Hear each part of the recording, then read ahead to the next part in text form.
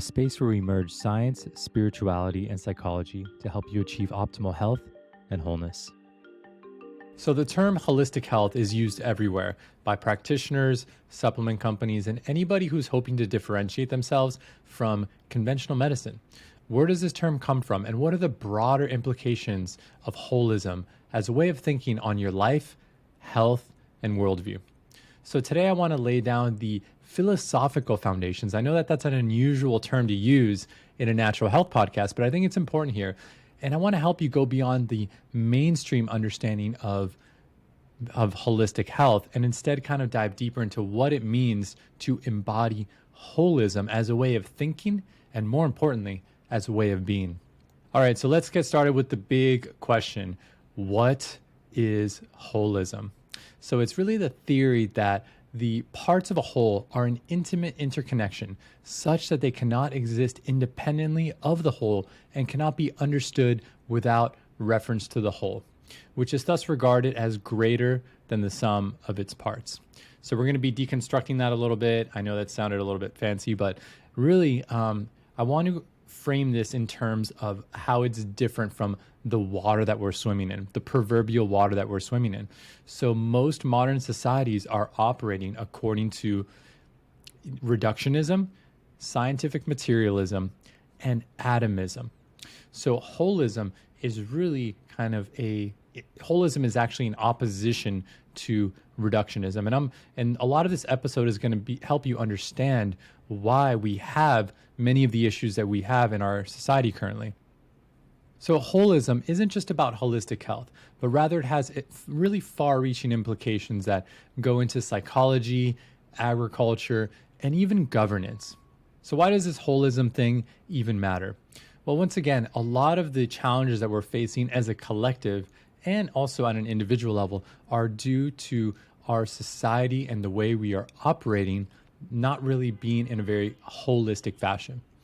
We're reaching the end of the scientific materialist paradigm and the reductionist worldview, and it's really run its course and it's served us well in a variety of ways, but we're moving past it. And I think having awareness of holism versus reductionism is really going to help us understand why we're behaving the way we're behaving and why we have the problems that we currently do.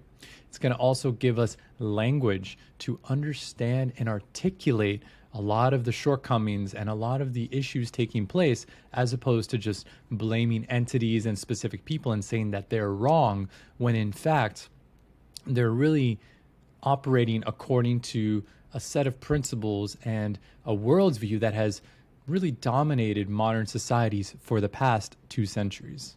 So before we go into the consequences and best practices on actually how to embody holism, I want to show you some examples of a definition. I'm going to show you definitions of science and politics from both a reductionistic perspective as well as a holistic perspective. And I'm going to be reading here. So, okay, from the definition of politics from a reductionistic perspective is politics is about defeating Republicans or Democrats.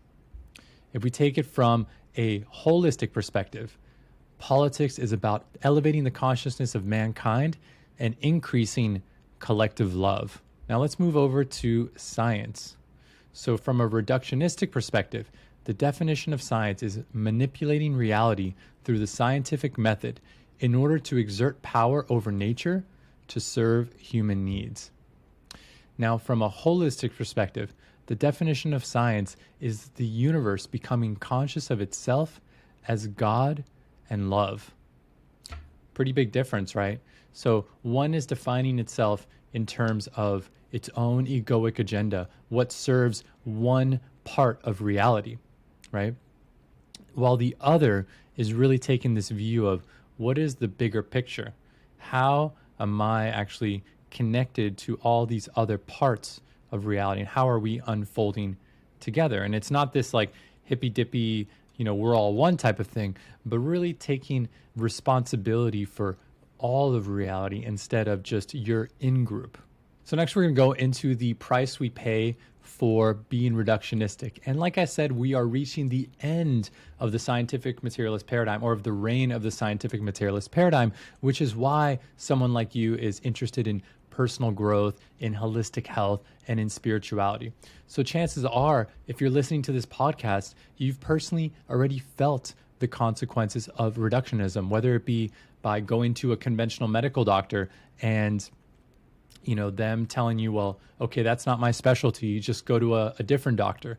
Or it might be through some other means, right?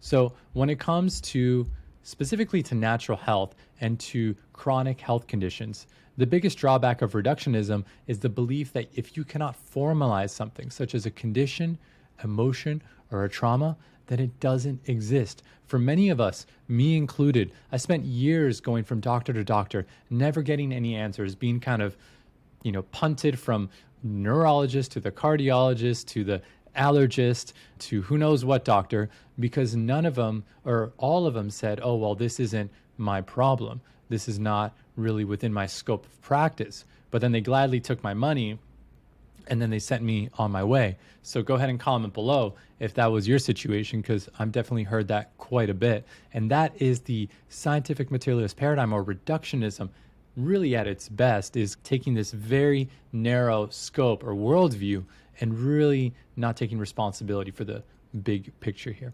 Okay, so enough of that little tirade or rant, but I'm going to give you some other examples of the price we're paying for this reductionistic worldview. So let's start here.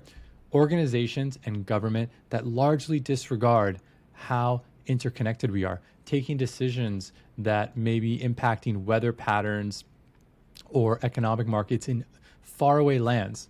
So that one's pretty obvious. We've all known about that one, but we don't really seem to map it to a lack of holism. Let's look at the individual level. So most people have fragmented minds due to dividing their rational selves, their rational selves in opposition to their emotional selves, this idea that you can do this. And as a result, they develop these unconscious shadows, these aspects of themselves that they've disowned. They may also just have unprocessed emotions because they're unwilling. They have a lot of shame in facing this. And this is a really inherent part of who we are as humans. And so really this dysfunction where we have to wear a mask in certain areas of our life and be very kind of emotionally sterile is quite problematic. And if you think about, for example, like why the existence of alcohol and drugs and why people imbibe 2 to 3 days a week. The weekend is almost a designated time for intoxicating yourself with whatever your drug of choice is. A lot of this is largely due because there's so much stagnant energy, really dense energy from this pattern that has been imposed from this reductionistic worldview. Next is science and spirituality view one another as enemies, and therefore when you ascribe to one, you're an enemy of the other.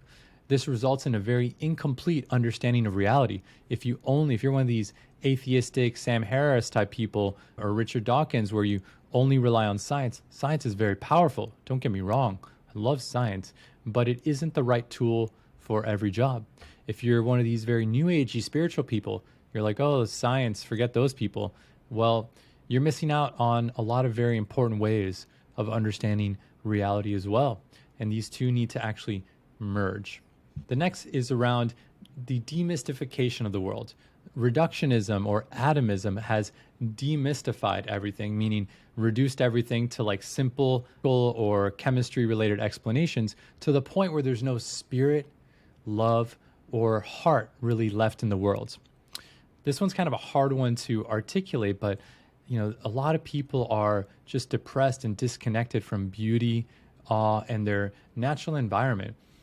I oftentimes opt for remystifying the world, for actually acknowledging what a miracle, what a mystery existence in fact is. And a lot of times this demystification has really led to these subpar explanations where we cognitively or conceptually think we know things, and as a result, we're really not present with what's here in front of us and how amazing that in fact is. Next is this technocratic view of society and evolution.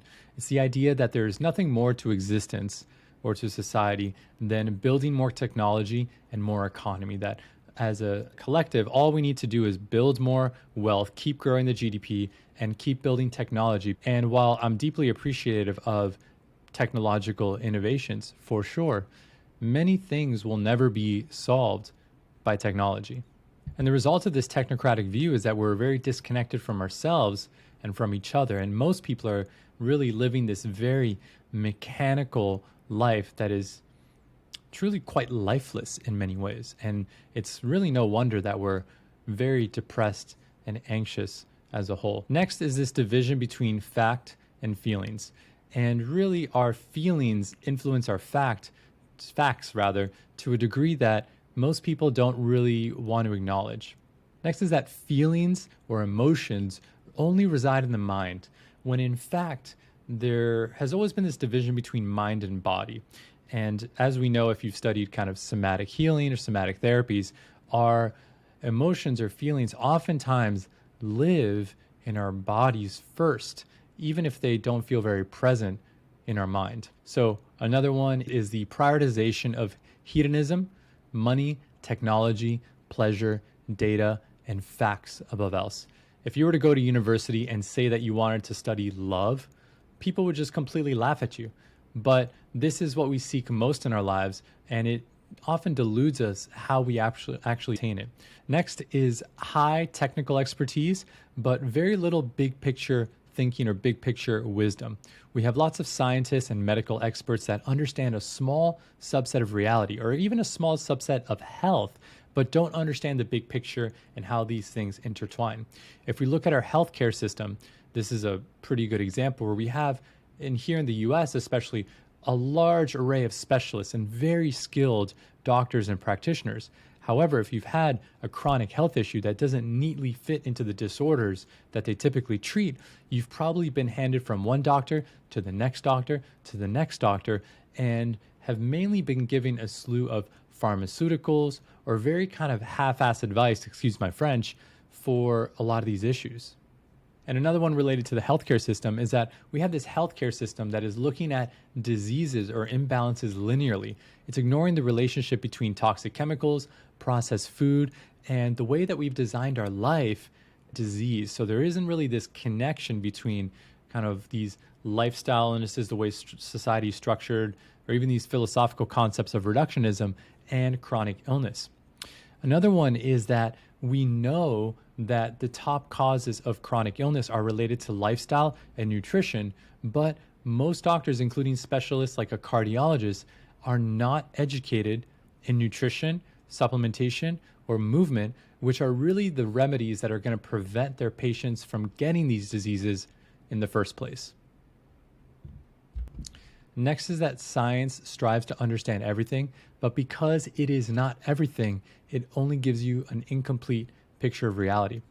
As a result, most people are completely unaware of other modes of understanding reality, of post-rationality, through meditation, maybe through channeling, through other ways. And so as a result, we're locked in only being able to use the mind. This is one of the reasons that many people struggle with concepts like presence, conscious awareness, with meditation, with just being in their body and connecting with their intuition at a very basic level. And this is particularly true for these hyper-rationalistic men in particular. So I was definitely one of those. Go ahead and drop a comment if you're relating to that experience. So before we move on, I just want to state that I'm not trying to demonize the reductionistic scientific materialist paradigm. I am trying to bring awareness of its limitations so that we can move past it. I personally was one of these very reductionistic, scientifically minded people for a while, especially in the early years of my journey. I was an atheist for a very long time, and that had a time and a place, and it served me well, but it is very limited. And so I'd advise you that if you are listening to this and you're maybe having some resistance to what I'm saying, to really, it's not so much about abandoning rationality and science, but really kind of embracing other modes of understanding reality and embracing holism. So holism is actually going to include the reductionist scientific paradigm when appropriate, but it's also going to include other things too. So what does reductionism cause us to believe? It causes us to believe that everything can be understood through science and rationality, that diseases can be reduced to one specific linear cause, and we can cure disease or imbalance by manipulating that mechanism, usually through pharmaceuticals. All right, next let's go into some examples of reductionism. So I'll be reading from a list here. So one is going to be topic voters. So people that just vote on one topic. Why is this reductionistic? Well, it's reducing effective government down to how the government handles one issue. And obviously governing an entire country, even a city, is infinitely more complicated than that. A truly holistic person would not be a topic voter, would not be swayed in one direction or the other due to someone's stance on one topic alone without accounting for how they stand on a variety of different issues. Sorry, I just have this prebiotic soda here. Wow. So nationalistic movements. I know that this one's going to be a little bit more controversial. I don't stand on the left or the right, so that's not my intention here. It's really to look at the bigger picture. So with nationalism, usually it's kind of like a, what's best for your country at the expense of other people. It doesn't really matter what's going on in the rest of the world or how your actions affect others.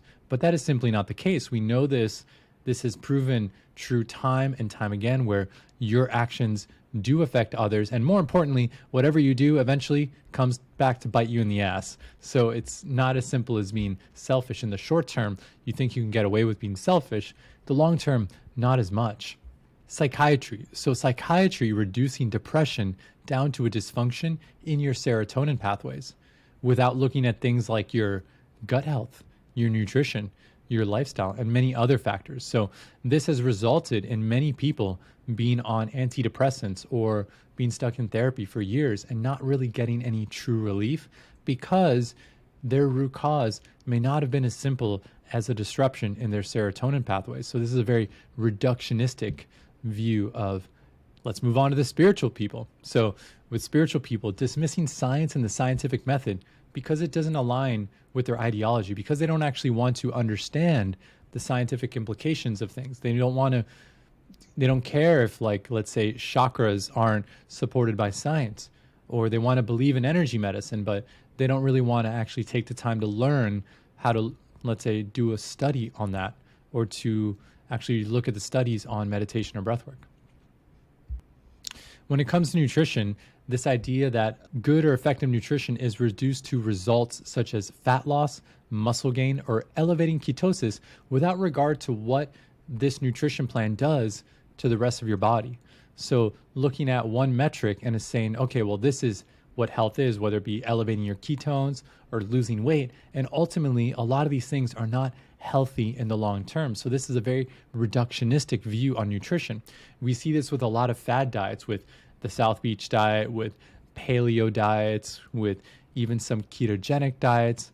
Many of these, they come and they go because they take this reductionistic approach.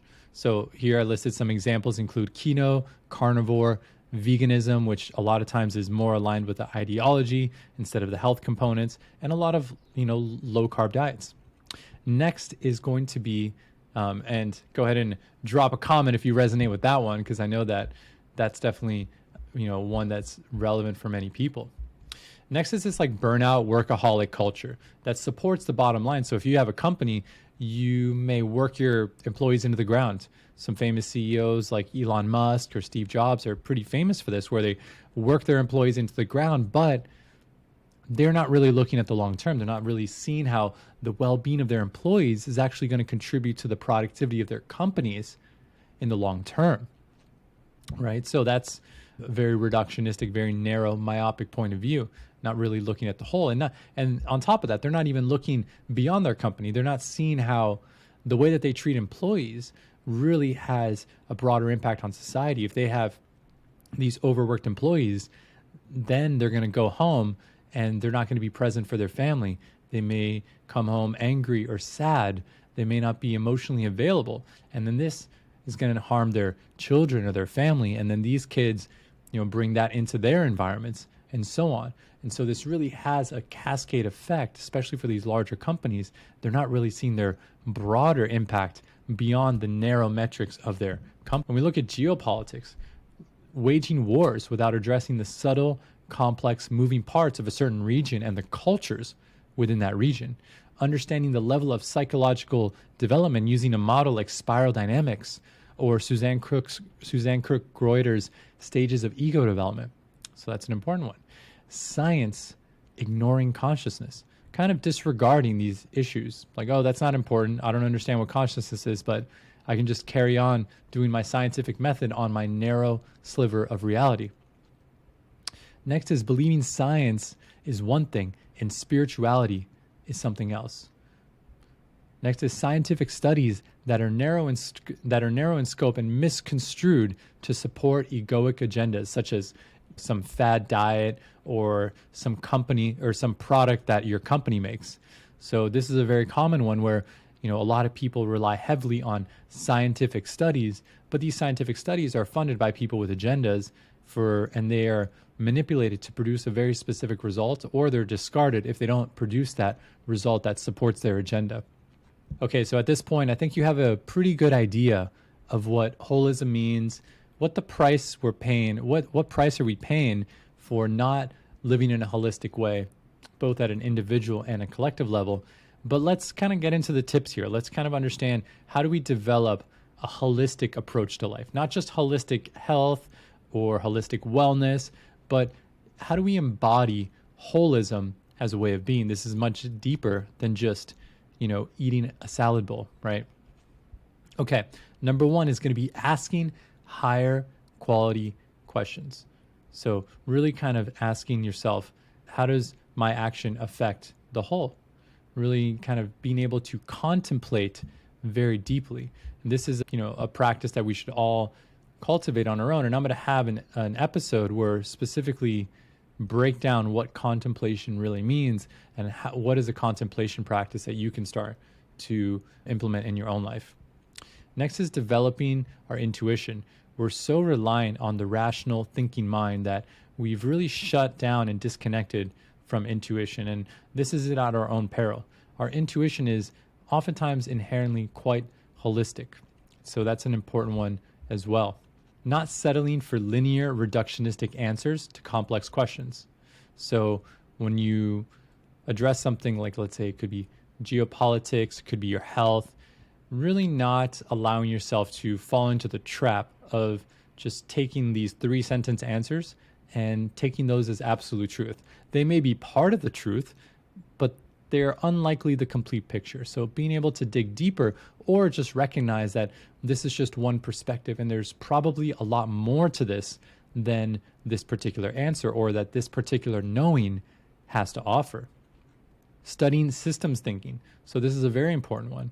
Today I've been kind of injecting a little bit of systems thinking throughout the episode, but studying systems thinking is very important. One such method could be spiral dynamics, could be integral theory as well, right?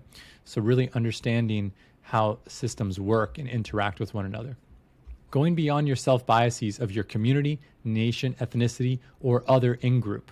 So really starting to think beyond what is beneficial for your immediate survival. And when I mean your survival, you could think of it as your personal survival as an ego, but also the collective egos that you are part of. So could be your national identity, could be your ethnic identity, could be your company, and so on. Could be your industry, and so on. So next is judge and critique less and find common ground with those that think differently than you. So being able to understand that there are multiple perspectives in this world. There are multiple ways of being right. And most people are coming from the perspective of egoic survival, their own self-biases. So being able to see, those that think differently than you as other people that you want to be aligned with, right? And then the last one, when it comes to natural health in particular, is really asking yourself the question, like, if I apply this principle for the next 50 years, what results might I get? And the reason I ask this is because a lot of times we're focused on the near-term results. We're not really looking at the long-term play, specifically with nutrition and movement. And of course, as you get older, you're going to have to, adjust that or calibrate because you have different needs as you age. That's very obvious. However, really taking the long-term view. So people that are taking things like Ozempic or people that are, I don't know, skipping breakfast and having a coffee every morning. And that's how they get through the morning. So is this really going to be in your best interest in the long term? All right, well, that's it for today. I hope you were able to broaden your perspective today and get an understanding of what holism is, what reductionism is. So also understand why many of the issues we're facing are due to a reductionistic or atomic mindset as opposed to a holistic mindset. Also, hope that there was enough in there to help you start to understand how to apply this in your own life, both for your physical and mental health. And lastly, go ahead and comment below with any questions, thoughts, and ideas regarding this episode. This is episode 2 of Healing with David. Very excited to have completed this one and would love to hear what you think about this episode or ideas for subsequent episodes. Once again, you can comment below or you could use the Google form in the description. May you each find health, meaning, and love. I'll see you soon. Bye.